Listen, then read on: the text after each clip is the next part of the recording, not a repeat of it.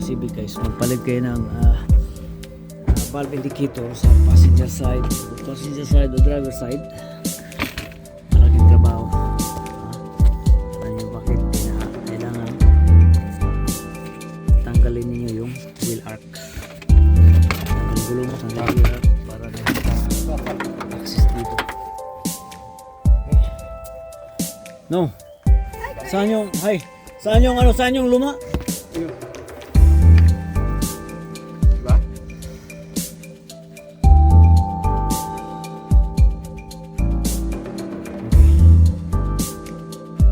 Okay. Parang okay naman siya. Okay. So, try natin kami ito. Ay. Sige daw. So, tanggalin yung gulong. Tanggalin yung wheel arc. Ang gulong nito is 19 mil. Okay. So, okay. Okay. So, it's not very convenient thing to do. As you can see. Yeah. Yan. Hirap pala magpalit ng ilaw. Wala sa ayos.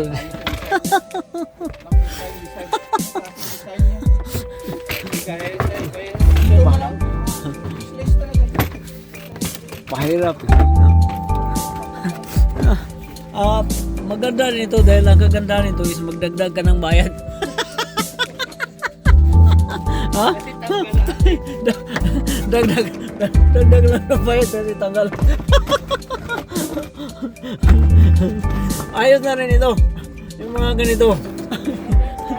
Maganda sa shoutout sa Honda, damihan nyo pa ng ganito.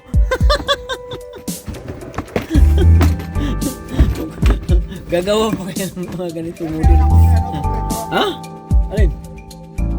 Oo, passenger. Kailangan ng passenger to dahil ano pagka malutong na yung passenger guys, talagang bigay yung mga passenger. Shoutout sa mga Honda dyan. Gawa pa kayo ng ganitong model para maligaya tayo. Ha? Magpalit lang ng isang piraso na valve. Tanggalin mo lahat like gulong. And then you will act. And then meron siyang passenger, plastic passenger obviously. Yan ito, nakita nyo. Sira na din yung head ng passenger dahil pagka malutong kasi mga ganito mapapasag na siya. So ganito, kakabit na natin. Babalik lang natin yung wheel arc. So tanggalin nyo muna to. Sa baba, pasok itong wheel arc niya. Ginawa yan rin para mabuhay yung mga tao din. O sa mga garage ba? Dalhin mo sa garage. Di ba? Siyempre, buhay-buhay din yan eh. Wala ka sa talaga. Ganyan lang yan.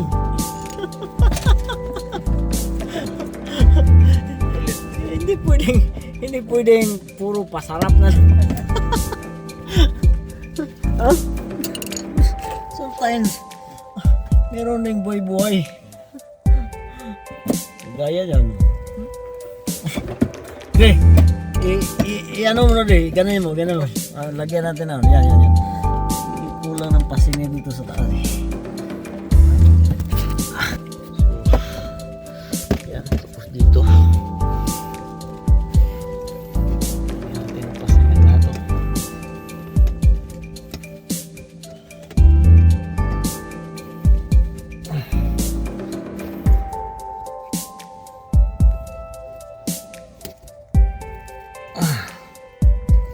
Yan. Okay. Guys, tanggal din ang gulong.